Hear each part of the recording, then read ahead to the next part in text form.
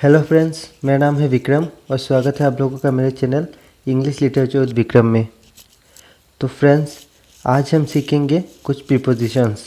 तो आज हम सीखेंगे कुछ ऐसे वर्ड्स जिनके साथ दो या दो से ज़्यादा प्रीपोजिशंस लगते हैं और हर एक प्रीपोजिशन के साथ ये वर्ड जुड़ने के बाद एक अलग ही मीनिंग रिप्रेजेंट करता है। तो बिना देरी किए शुरू करते हैं आज का वीडियो। तो आज का हमारा जो फर्स्ट वर्ड है वो है कंपेयर। कंपेयर मतलब किसी के साथ तुलना करना, और कंपेयर के साथ दो ही प्रीपोजिशन लगते हैं, एक है टू और एक है विथ। टू, कंपेयर टू वो होता है comparing an object with another object, जो एक वस्तु के साथ दूसरे वस्तु का जो तुलना होता है उसमें कंपेयर टू लगता है, जैसे कि फायर, वुड, पेन एक्सेट्रा। और कंपेयर विथ जो है वो comparison of humans with humans. तो कंपेयर विथ एक मनुष्य से दूसरे मनुष्य के साथ कंपेयर होता है, जो कि राम, प्रिया, अरुण कोई भी हो सकता है। तो आइए एग्जांपल देख लेते हैं। The youth of a man compare to fire. तो यहाँ पे देखिए, यूथ को कंपेयर किया गया है फायर से, यानी कि यूथ क्या होता है? Youth is a period of young age. तो इस यंग एज को आग के साथ तुलना किया गया है, तो इसीलिए यहाँ पर टू यूज हुआ है, कंपेयर टू। सेकेंड एग्जाम्पल में देखिए, अंकित इज़ कंपेयर्ड विथ अकबर। अंकित को अकबर के साथ तुलना किया गया है। तो अंकित भी एक इंसान है और अकबर भी एक इंसान है, तो यहाँ पे इंसान को इंसान के साथ तुलना में विथ यूज़ होता है। आज का सेकेंड वर्ड जो है वो है डील। डील के साथ दो ही प्रीपोजिशन लगता है, एक है इन और दूसरा है विथ। तो डील इन का मतलब क्या है? डील इन मतलब बिजनेस करना, डूइंग बिजनेस, और डील विथ है बिहेविंग विथ एनीवन, किसी के साथ व्यवहार करना, अच्छा व्यवहार या बुरा व्यवहार करना। तो आइए एग्जांपल देख लेते हैं। He deals in rice. तो यहाँ पे इन यूज़ हुआ है क्योंकि ये बिजनेस का पर्पस है, वो चावल में डील करता है, बिजनेस करता है। तो सेकेंड एग्जांपल में देखिए, he deals with his family nicely. तो यहाँ पे डील्स विथ यूज़ हुआ है क्योंकि यहाँ पे वो अपने फैमिली के साथ अच्छा व्यवहार करता है, तो इसलिए यहाँ पे विथ यूज़ हुआ है। नेक्स्ट देखिए, नेक्स्ट है टेस्ट। तो टेस्ट के साथ दो ही प्रीपोजिशन लगता है, एक है ऑफ और दूसरा है फॉर। टेस्ट ऑफ क्या है? Taste of is related to food, किसी भी खाने का मज़ा लेना, तो इसके साथ ऑफ ही लगता है। और टेस्ट फॉर है इंटरेस्ट इन समथिंग, किसी भी चीज़ की रुचि, किसी भी गेम या कोई भी चीज़ की जो रुचि है, इंटरेस्ट है, उसके साथ फॉर लगता है। तो फॉर एग्जांपल देख लेते हैं। Try a taste of this sauce. तो यहाँ पे देखिए ऑफ यूज़ हुआ है क्योंकि यहाँ पे खाने की बात हो रही है और फूड से रिलेटेड है, तो इसीलिए टेस्ट ऑफ। सेकेंड एग्जांपल में देखिए, I have no taste for games. तो यहाँ पे फॉर प्रीपोजिशन यूज़ हुआ है क्योंकि यहाँ पे कोई भी रुचि या इंटरेस्ट की बात हो रही है।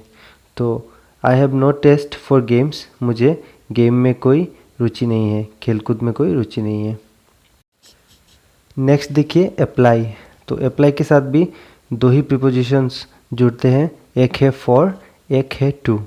तो is related to any post और जॉब, किसी भी जॉब के लिए अप्लाई करना, तो उसके लिए फॉर लगता है। और apply to is related to a particular person, किसी भी आदमी, ह्यूमन बीइंग के साथ जुड़ा हुआ है। तो एग्जांपल देख लेते हैं आइए। तो he applied for the post of a teacher. तो उसने एक टीचर की पोस्ट के लिए अप्लाई किया है, तो यहाँ पे इसलिए फॉर प्रीपोजिशन का यूज़ हुआ है। सेकेंड एग्जांपल में देखिए, ही अप्लाइड टू द प्रिंसिपल। यहाँ पे एक आदमी के पास अप्लाई किया गया है, तो इसीलिए यहाँ पर टू यूज़ हुआ है क्योंकि अप्लाइड टू हमेशा पर्सन रिलेटेड ही होगा और अप्लाई फॉर हमेशा पोस्ट रिलेटेड होगा। नेक्स्ट देखिए एबाइड। तो एबाइड के साथ दो प्रीपोजिशंस लगते हैं, एक है बाय और एक है विथ। तो abide by is related to advice, opinion, following. तो अबाइड बाई क्या है? अबाइड बाई किसी भी एडवाइस को मानना और ओपिनियन को मानना है, और अबाइड विथ है किसी के साथ रहना, लिविंग विद इन और लिविंग विथ। तो आइए एग्जाम्पल देख लेते हैं ताकि क्लियर हो जाए कॉन्सेप्ट। तो फर्स्ट एग्जाम्पल में देखिए, O God please abide with me. तो यहाँ पे भगवान को बोला गया है प्लीज़ मेरे साथ रहे। तो यहाँ पे साथ रहने को अवॉइड विथ कहते हैं, इसीलिए यहाँ पे विथ ही यूज़ हुआ है। तो सेकंड एग्जांपल में देखिए, आई शैल अवॉइड बाय योर एडवाइस। तो यहाँ पे एडवाइस, ओपिनियन, ये वर्ड्स के साथ हमेशा अवॉइड बाय का यूज़ होगा, बाय प्रीपोजिशन का ही यूज़ होगा। तो नेक्स्ट वर्ड देख लेते हैं। नेक्स्ट वर्ड है मेड। तो मेड के साथ भी दो ही प्रीपोजिशंस लगते हैं, एक है ऑफ और एक है फ्रॉम। मेड ऑफ क्या है? Made of is build with hard substances. तो अगर किसी भी चीज़, कोई हार्ड चीज़ से हार्ड चीज़ बना हो, यानी कि कोई भी सख्त चीज़ से अगर कोई सख्त चीज़ बना हो तो उसमें मेड ऑफ का यूज़ होगा। तो देखिए, स्टील, वुड एक्सेट्रा, जो कि बहुत हार्ड चीज़ें हैं, तो इनमें से जो भी चीज़ बनेगी उसमें सेंटेंस में मेड के साथ ऑफ ही लगेगा। तो सेकंड है फ्रॉम। तो फ्रॉम में देखिए, बिल्ड बाय आइदर लिक्विड और सॉफ्ट सब्सटेंसेस, यानी कि बटर, घी, मिल्क एक्सेट्रा।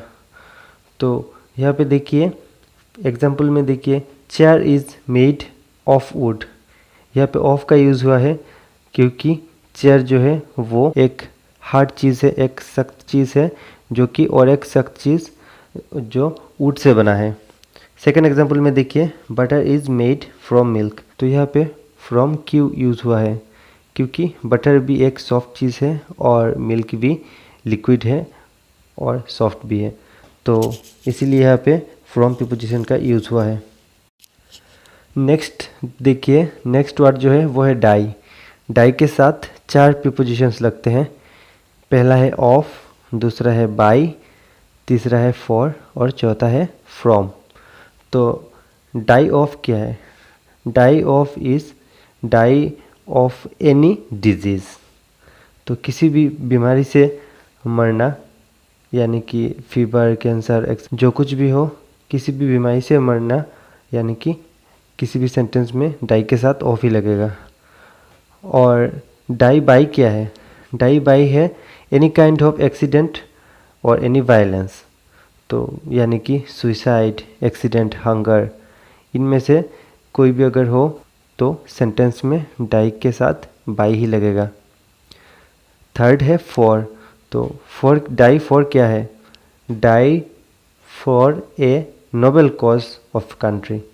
तो यहाँ पे अगर किसी भी नोबल कॉज, यानी कि देश के काम के लिए, देश के लिए जान देना जो है, तो इसे फ्रीडम, नोबल कॉज, ऐसे कोई चीज़ों से अगर कोई मरा तो उसके साथ डाई के साथ फॉर ही यूज़ होगा। तो ऐसे सेंटेंसेस में डाई के साथ फॉर प्रीपोजिशन का ही यूज़ होगा। चौथा है फ्रॉम। फ्रॉम है कुछ भी ज़्यादा करना। अगर कोई अगर मरता है, यानी कि ओवर ईटिंग एक्सेट्रा। तो आइए एग्जाम्पल देख लेते हैं। He died of fever. यहाँ पे डाइड ऑफ का यूज़ हुआ है, ऑफ प्रीपोजिशन, क्योंकि यहाँ पे कोई बीमारी के कारण मृत्यु हुई है। तो सेकेंड एग्जाम्पल में देखिए, he died by committing suicide.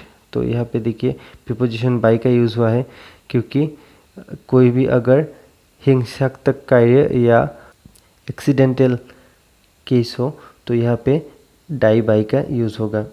Third example में देखिए, he died for the freedom of his country. तो वो देश के लिए, देश की स्वाधीनता के लिए मरा है, तो नोबेल कॉज के लिए यहाँ पे फॉर यूज़ हुआ है। तो नेक्स्ट एग्जाम्पल में देखिए, he died from over eating. तो ज़्यादा खाने की वजह से उसकी मौत हुई है। तो यहाँ पे देखिए फ्रॉम प्रीपोजिशन का यूज़ इसीलिए हुआ है क्योंकि कुछ ज़्यादा करके उसकी मौत हुई है।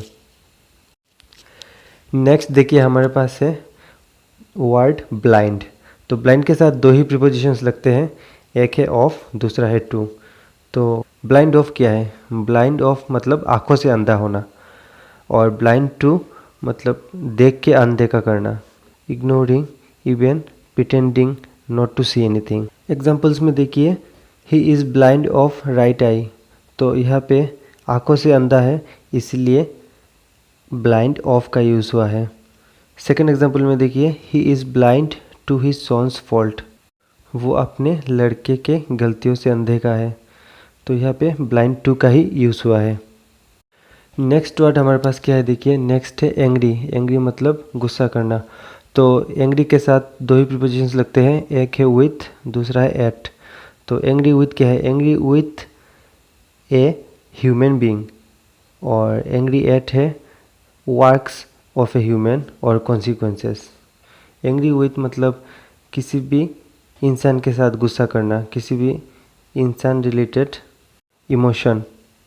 और दूसरा है किसी भी इंसान के काम काज के साथ, यहाँ पे देखिए फेलियर लूज़र, यानी कि कामकाज और कॉन्सिक्वेंसेस के साथ गुस्सा करना। तो एग्जांपल्स में देखिए, I am angry with you, तो यहाँ पे इंसान के ऊपर गुस्सा करना, इसलिए विथ का यूज़ हुआ है। और सेकंड एग्जांपल में देखिए, I am angry at your behaviour, मतलब किसी भी एक इंसान के बिहेवियर व्यवहार के साथ गुस्सा करना, इसलिए यहाँ पे एंग्री एट का यूज़ हुआ है।